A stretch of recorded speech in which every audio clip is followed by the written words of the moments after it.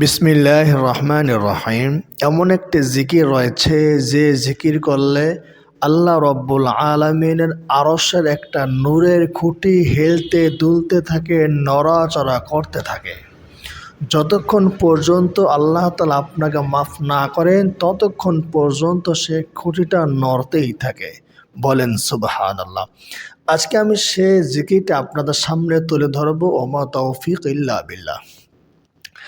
সম্মানিত দর্শক শ্রোতা, আমি একটি মহিলা মাদ্রাসার খাদেম। আমাদের মহিলা মাদ্রাসায় বছরে প্রায় ১০০ মণ চাল লাগে এবং ৭০ থেকে ৮০ কেজি তেল লাগে।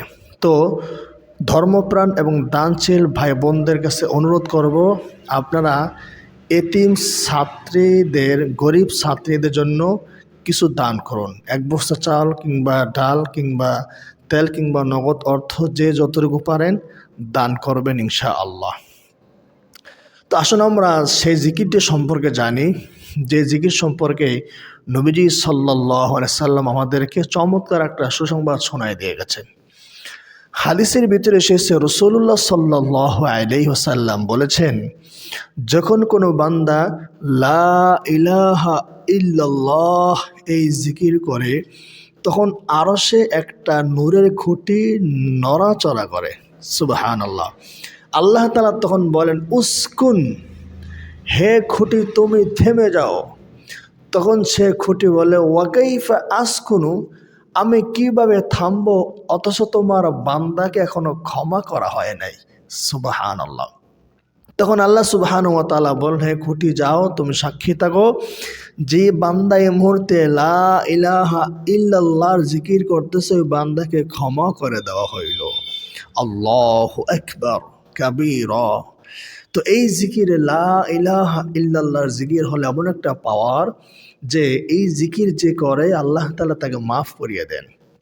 একজন কাট্টা কাফের, যে ৭০-৮০-৯০ বছর পর্যন্ত কাফের অবস্থায় ছিল, ইসলামের বিরোধিতা করতে করতে তার সম্পদ, তার মাল, তার সময় সব কিছু নষ্ট করেছে।